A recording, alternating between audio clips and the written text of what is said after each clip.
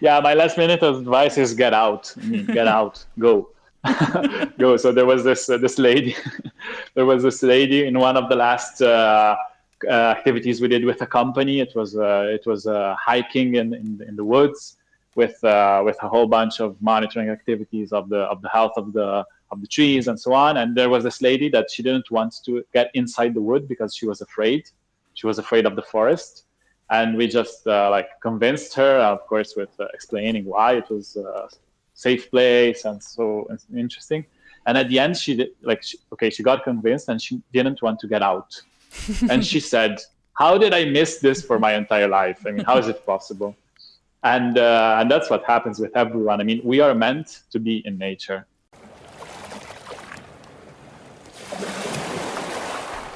Oi, eu sou Marina Guedes e esse é o Maré Sonora, o seu podcast para navegar em conversas muito inspiradoras e de vez em quando divertidas também.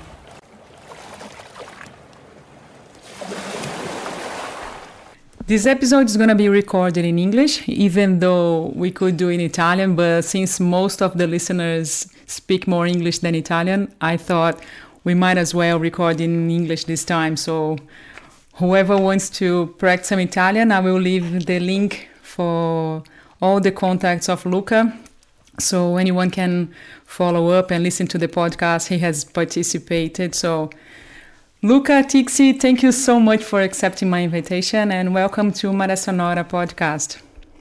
Thank you, Marina. It's a pleasure being here. I was telling you it was a bit of a challenge to find a common time, and but I was really keen on chatting with you and listening to you because you do so many interesting and inspiring activities, and I think a lot of people will be motivated to come up to Italy and join one of your activities. Yeah, hopefully. I mean, everyone is welcome, and I can't wait to have this chat we finally arranged.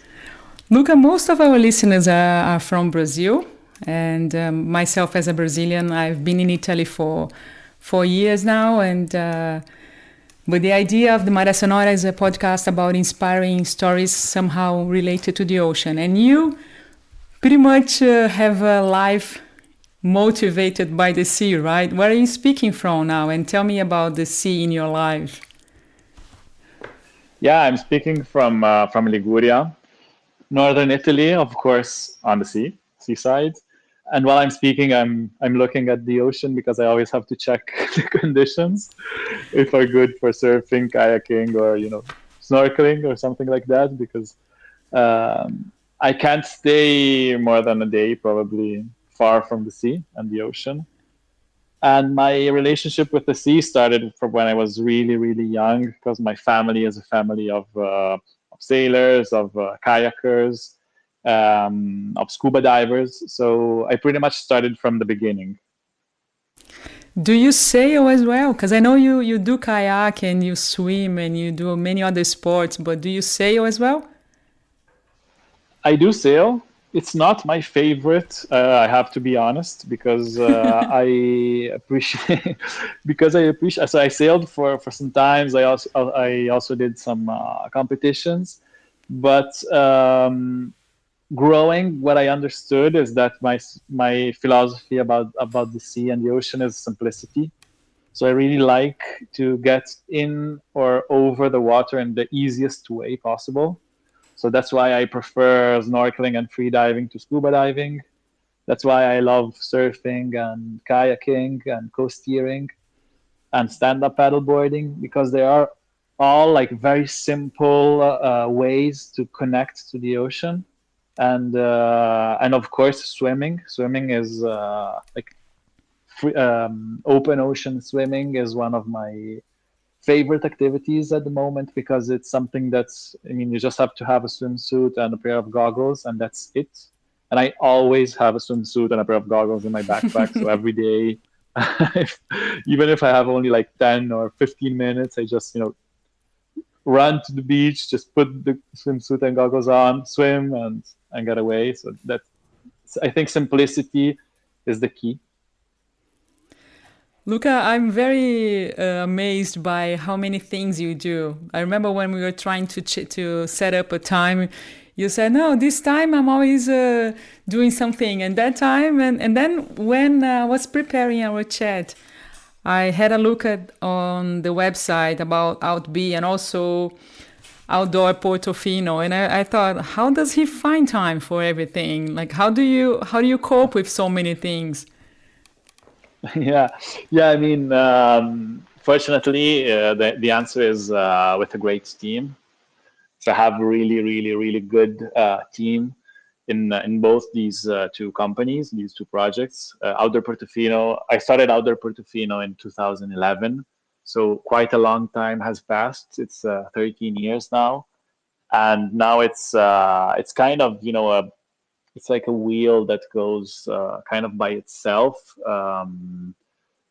So I don't have to spend too much time managing that part of the business because everything was kind of set up to sail by itself. And of course, with the amazing team, with the management and the time and the resources and the passion of the amazing team that's behind it. And I've developed OutBe in the past 2-3 years, so that's something that takes more time.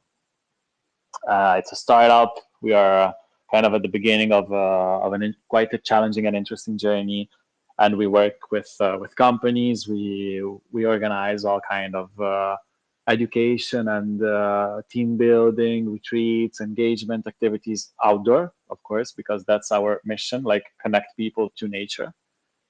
And we have this strong bond both with Outdoor Portofino and with OutBe to sustainability. So what we want to do is to bring people in nature so that they can have fun and really like get their emotions open. But then we want to give them content, like we want to give them education on how we can actually protect and respect the ocean, how we can actually protect and respect nature in general, and what we can do, like concrete ways, what we can do to give our contribution.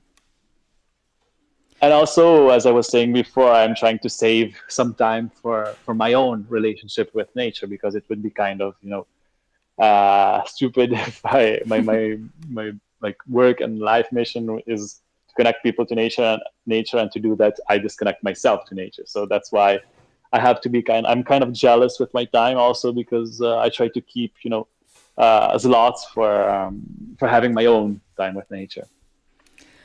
And I was wondering, I think maybe due to the, let's say, about the history time, because you said you started Outdoor Portofino before OutBe. So I would like to ask you if you can briefly talk about Outdoor Portofino, and then we go to OutBe, and then eventually we mix them together. So if you could talk to anybody out there listening to us who hasn't heard anything about them. Yeah, definitely. So I started Outdoor Portofino when I was still in university.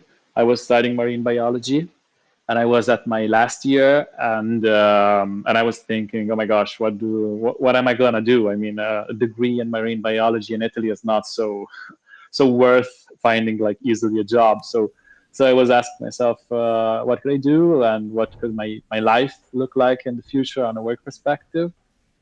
And I started asking myself, I mean, but what do you want to do? Like, what's your dream? And my dream has always been the idea to connect people, and in this case, it was kind of tourists coming in this region where I grew up, which is Ligúria, and in particular the area of the marine park of Portofino, which is an amazing biodiverse and heritage rich area.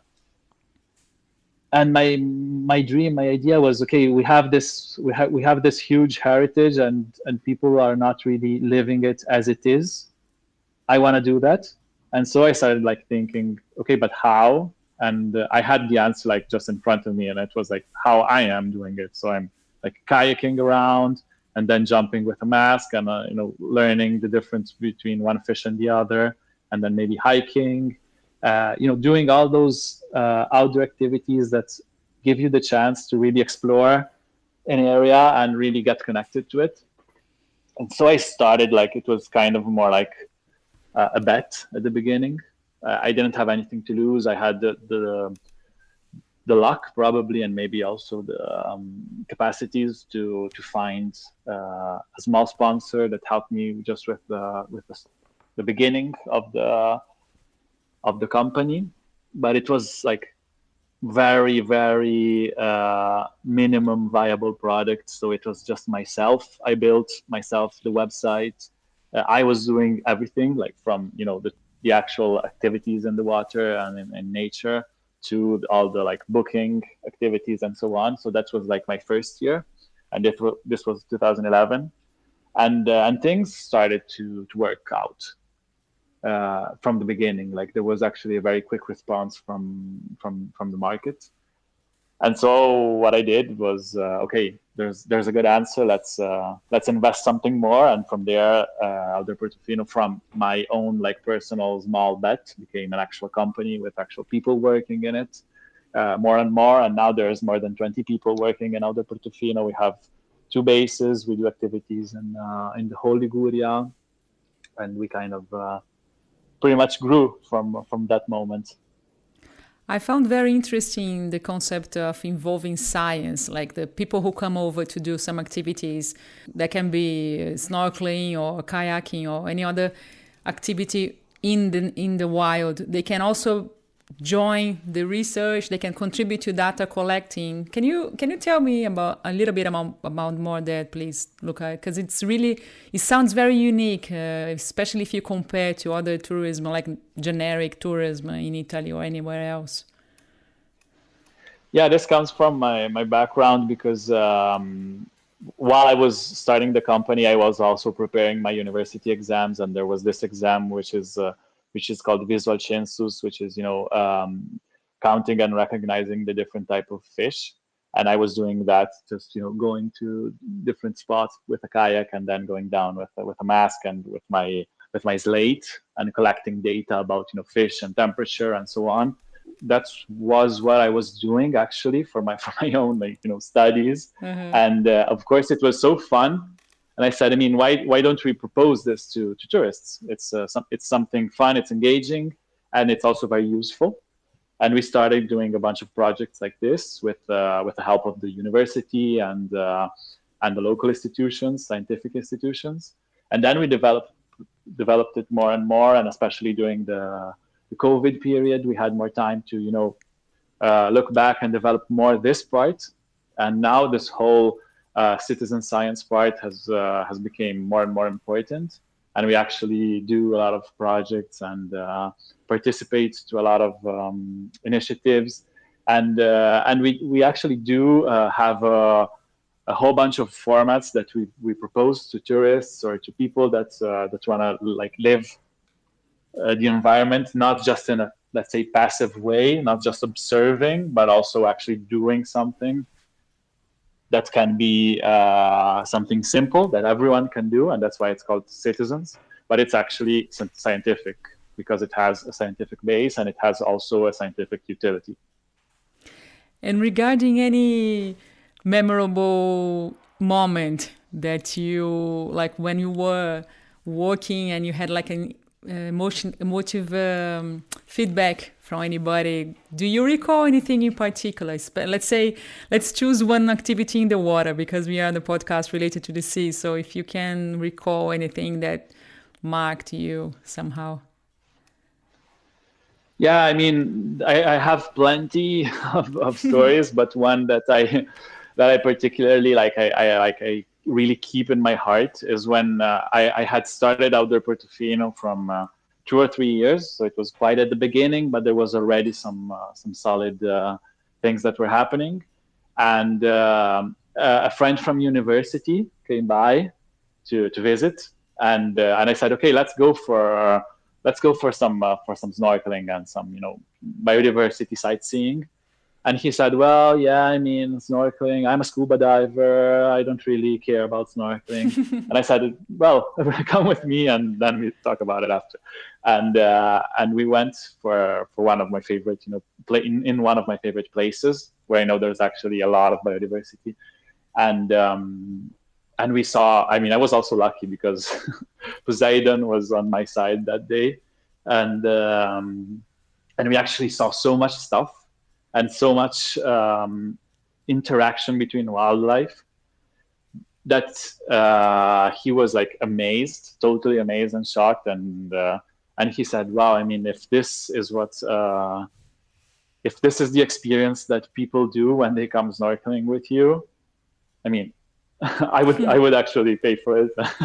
So that was like one of the best feedbacks I received, and it was super emotional to have the feedback, but it was also super emotional to actually live this experience together with an old university friend that had seen the whole project come to life from the beginning.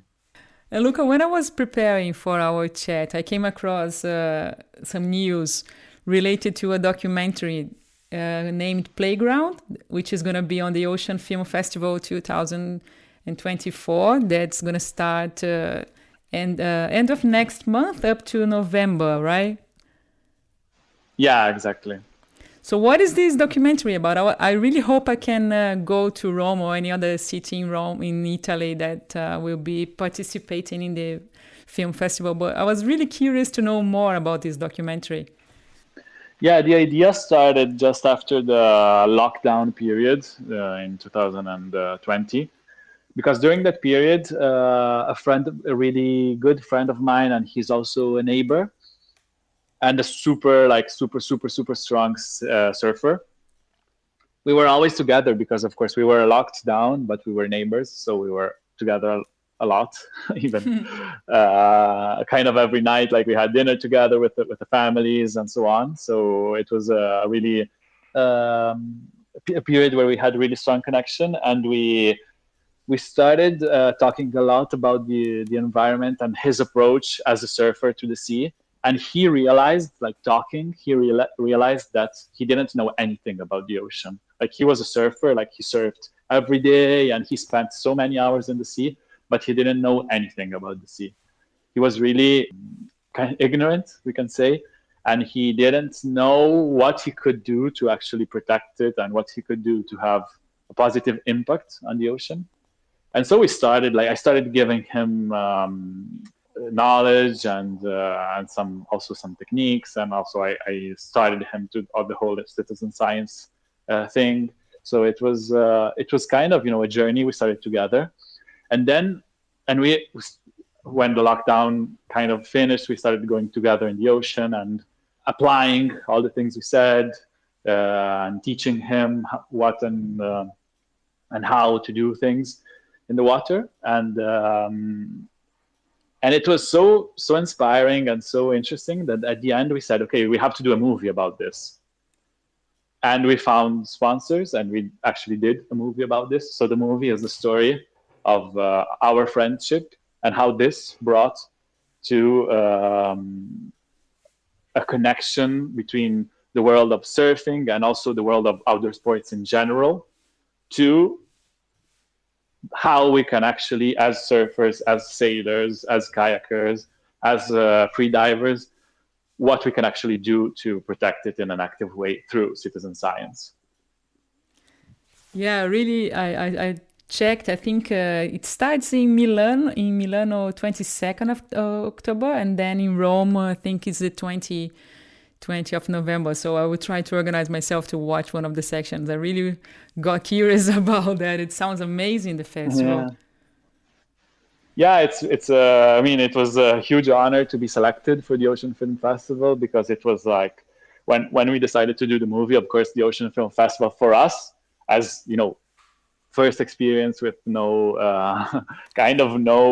professional experience on how to make a movie. Of course, we selected the best video makers and so on, but we didn't have any idea on how to produce a film.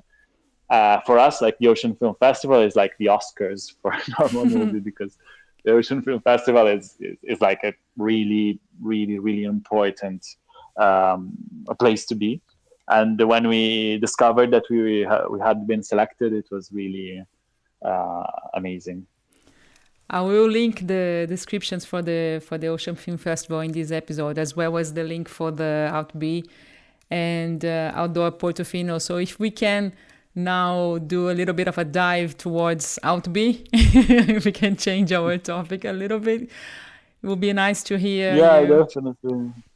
definitely. Yeah, OutBe is younger because it's son of COVID. I mean, it's a project that started just after the COVID period in 2021, 2022, and it's a startup, and it's based on the idea that to bring the, like, let's say, local impact of outdoor Portofino, which is in Ligúria, so it's a region of Italy, to a more like national and potentially international level.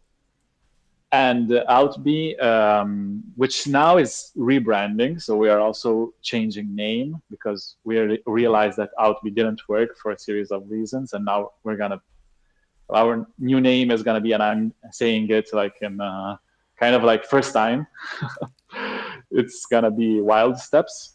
Wild Steps. So from now on, Okay. it's gonna be Wild Steps, and the company has this idea to bring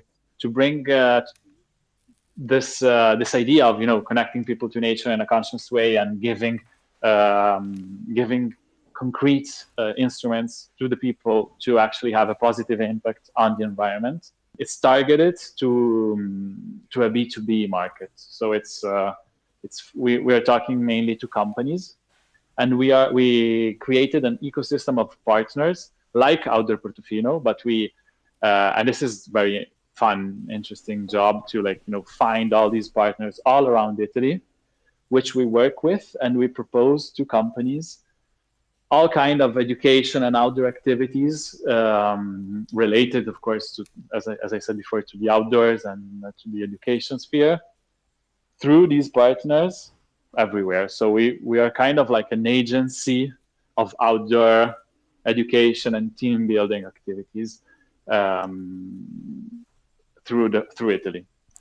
There is a very interesting concept that you talk about in the podcast, The Seed, and it's a nice name because you're actually planting, right, the seed. You're making something happen, and you talk about the numbers, like the I don't know if it's a 20 or 5 and 3, like 20 minutes and 5 minutes. Could you go through a little bit about that?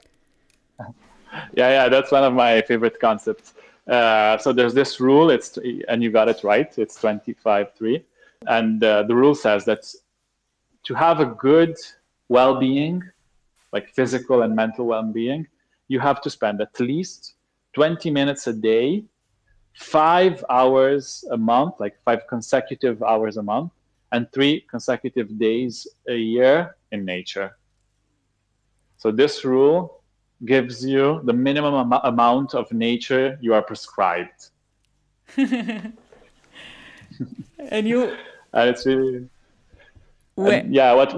what we do with Wild Steps / OutBe is to bring this concept to companies as a way to care about the health and well-being of their employees.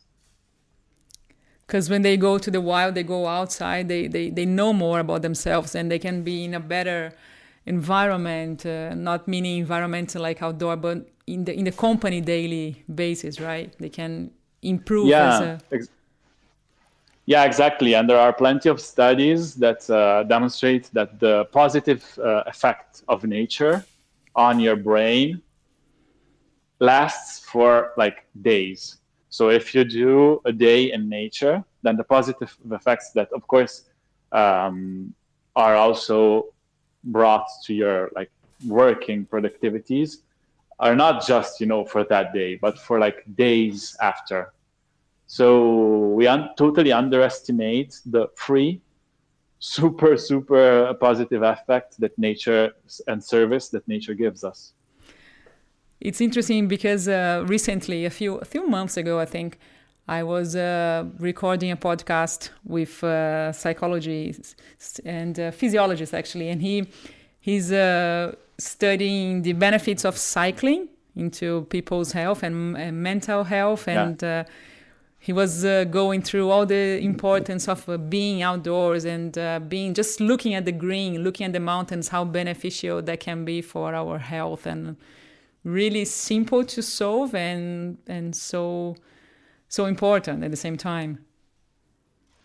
Yeah, it's so important, and we really don't understand it. And it's such a simple concept, and it's so stupid that it's not like brought to the attention by media and by also by our educational system. I think because if everyone understood how nature impacts positively on our lives, and it's free, it's like totally free. Nature is free. We would live so much better. And there's this amazing book I want to suggest. I mean, probably you know about it, but it's called Blue Mind, and it's a book that it's written by a neuroscientist, and it demonstrates how what I'm saying now. I mean, it demonstrates all the positive effects, and it's based on scientific studies of our brain. In this case, Blue Mind is mostly about how it's impacted by water and the sea.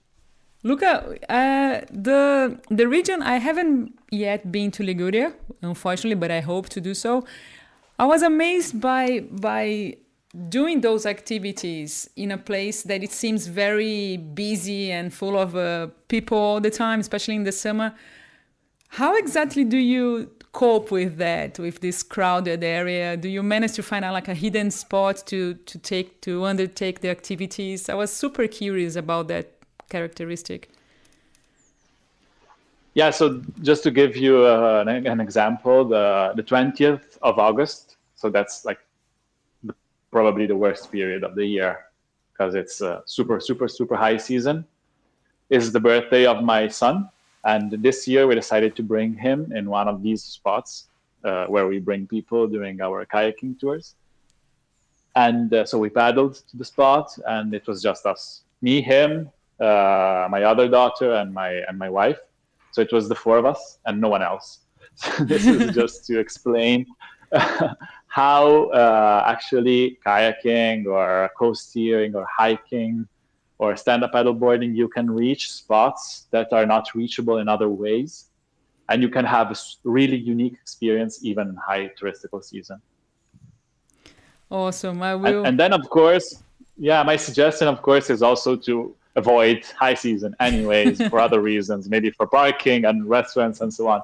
But for outdoor activities, you can always find hidden wild places, even in Ligúria. Yeah, Ferragosto, the week of Ferragosto is the week of the year where everybody is out of their homes. It's amazing how they concentrate. Exactly. Yeah. And the hottest. Yeah, also. And just to finish it off our chat today, and I do appreciate you having some time to talk to me, would you be able to say any final inspiration or any advice for anyone out there who is wondering, should I do or not any outdoor activity? What's your last minute advice? Yeah, my last minute advice is get out. Get out, go. Go. So there was this lady in one of the last activities we did with a company. It was hiking in the woods with a whole bunch of monitoring activities of the health of the trees and so on. And there was this lady that she didn't want to get inside the wood because she was afraid. She was afraid of the forest. And we just convinced her, of course, with explaining why it was a safe place and so interesting. And at the end, she got convinced and she didn't want to get out. And she said, "How did I miss this for my entire life? I mean, how is it possible?" And that's what happens with everyone. I mean, we are meant to be in nature. Like we are how do you say, the project of evolution or God or whatever it is, for us is to be there. It's to be out there. So just get out and go. Thank you so much, Luca. And I hope we meet in person one day. It would be a really cool topic to write about as a freelance. I do other things about besides the podcast. That would be super, super awesome to Because I try, whenever I travel, I try not to travel like randomly. I try to do in a way that I can share the experience afterwards as a journalist. So for me, it would be really inspiring to get to know all of you and more of this beautiful country. Yeah, be my guest. I mean, you're more than welcome. And whenever you decide to come and visit, let me know, and I can organize the best experience and give you the chance to see all these places and live all these things with my eyes. So whenever you want. How cold is the water up there? Does it get fairly chilly or not at all? The minimum is normally 13, 14 degrees, Okay. like in February, March, which is not too bad. I mean, I swim without wetsuit for the whole year. Of course, in winter, you have to be kind of used to it, but with a wetsuit, you can go all the time quite comfortably. Awesome. Thank you so much, Luca, once again. And do keep in touch. If you have any news or anything you'd like to share through the podcast, it would be a pleasure to chat again. Thank you very much, Marina. Thank you for the opportunity, and it was super nice to chat.